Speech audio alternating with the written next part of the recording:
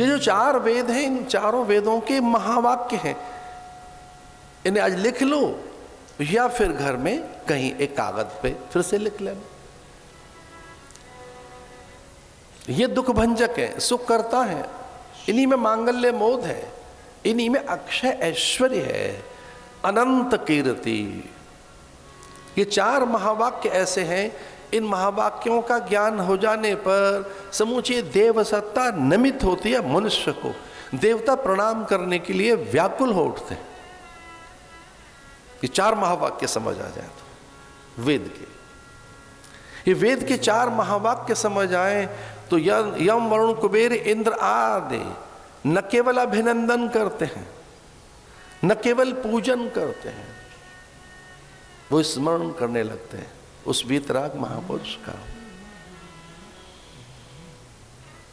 उन 4 महावाक्यों का स्मरण करते हम कथा में चलेंगे। पहला है अहम ब्रह्मास्मि, दूसरा है तत्त्वमसि, तीसरा है प्रज्ञानम ब्रह्म, चौथा है अयम आत्मा ब्रह्म। इसका अर्थ है मैं तुझसे भिन्न नहीं हूं, मैं वही हूं। ममैवांशो जीवलोके जीव भूत सनातन, हम उसका सनातन अंश हैं। ये स्मरण होते ही फिर भय कैसा रहेगा, फिर कौन सा अभाव, फिर कैसा दारिद्र। रामायण तो कई हैं, वाल्मीकि रामायण, अध्यात्म रामायण, बरवे रामायण, दक्षिण की यानी कंबन बंगाल की, असम की रामायण शतकोटि अपार, यहां तक बताएगा।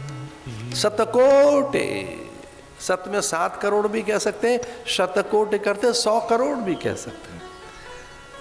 रामायण इतनी है,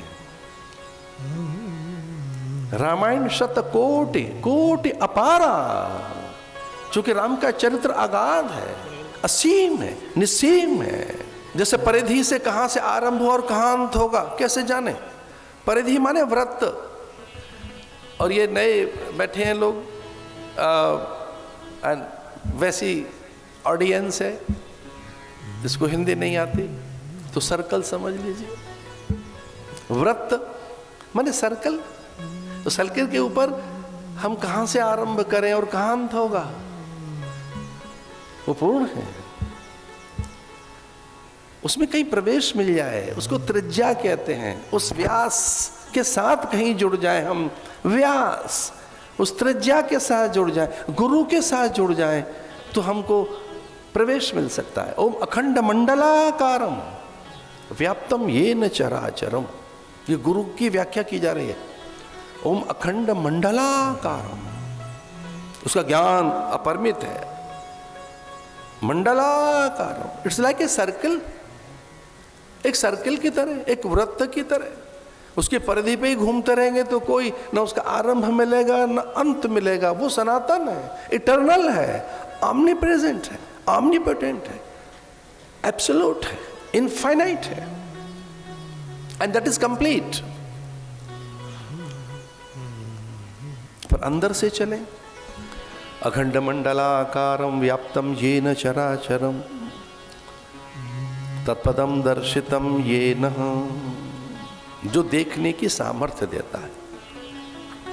इतनी सी बात समझनी है कि सत्य को समझने की, सत्य को देखने की, सत्य को अनुभूत करने की, सत्यनिष्ठ होने की, हम झूठे होके तो न रहे ना, हम एक फेक लाइफ तो न जिए ना, हम किसी एक ऐसे फैक्ट को तो सच न मान लेना जो झूठा हो।